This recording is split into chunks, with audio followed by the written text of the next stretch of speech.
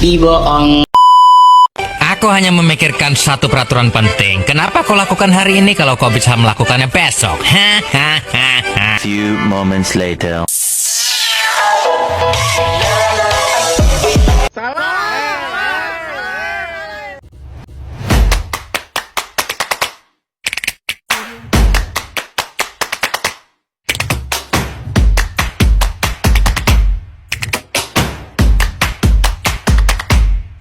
Assalamualaikum warahmatullahi wabarakatuh dan selamat siang. Perkenalkan, nama saya Brian David Bobangga dengan NIM F3312388. Saya berasal dari jurusan S1 Teknik Mesin Universitas Lapu. Baik, di sini saya akan membahas tentang kajian getaran mekanik dalam teknik mesin. Yang pertama itu definisi. Getaran mekanik adalah gerak bolak-balik suatu benda atau sistem mekanik di sekitar posisi keseimbangannya akibat adanya gaya tertentu. Saya akan membahas yang pertama, yaitu pentingnya kajian getaran. Mengapa getaran penting untuk dikaji? Getaran yang terkontrol bisa bermanfaat, misalnya pada mesin pemotong, vibrator, dan peralatan industri. Namun, getaran yang tidak terkendali dapat menimbulkan masalah, seperti kebisingan, keausan, bahkan kegagalan struktur. Oleh karena itu, insinyur harus mampu menganalisir, memprediksi, dan mengendalikan getaran. Kedua, yaitu elemen getaran.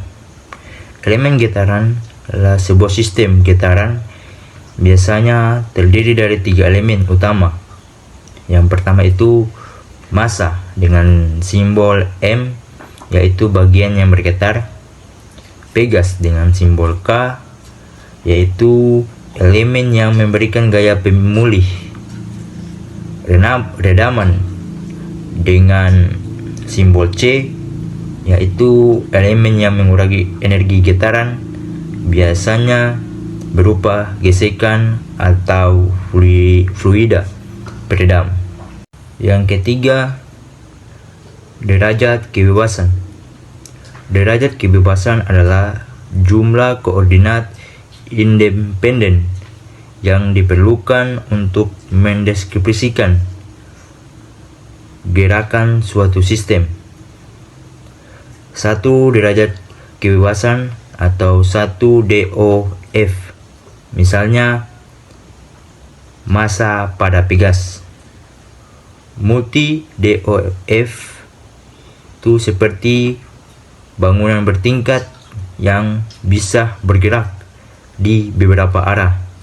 Semakin tinggi derajat kebebasan, semakin kompleks analisisnya. Yang keempat, yaitu sistem diskrit dan kontinu. Sistem diskrit hanya memiliki massa tertentu yang dianalisis, contohnya massa pegas, redaman sederhana. Terus sistem kontinu, yaitu massa tersebar sepanjang sistem, misalnya pada getaran balok, plat, atau poros. Analisisnya menggunakan persamaan diferensial parsial.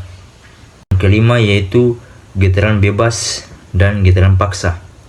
Getaran bebas terjadi ketika sistem digerakkan lalu dibiarkan bersilasi dengan energi awalnya. Sedangkan getaran paksa itu terjadi ketika ada gaya luar periodik, misalnya pada mesin kendaraan yang menerima getaran dari mesin pembakaran.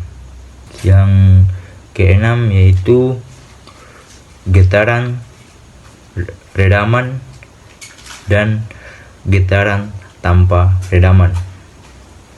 Getaran tanpa redaman itu amplitudo getaran tetap konstan, Sedangkan dengan redaman, yaitu amplitudo akan mengecil seiring waktu sehingga sistem lebih stabil.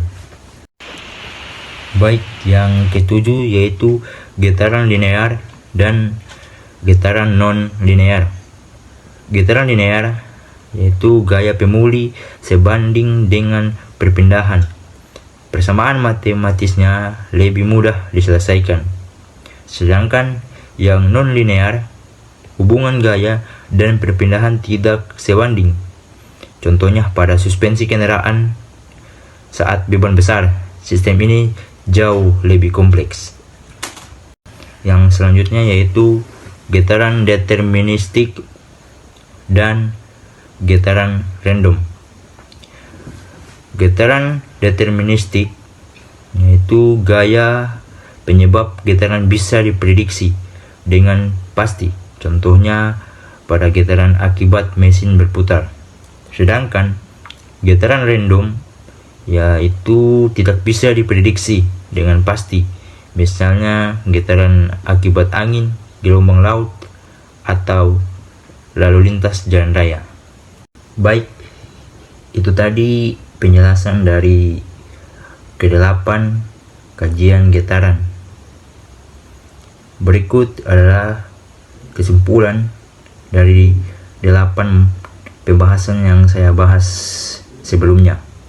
Kesimpulannya yaitu getaran adalah fenomena penting dalam teknik mesin.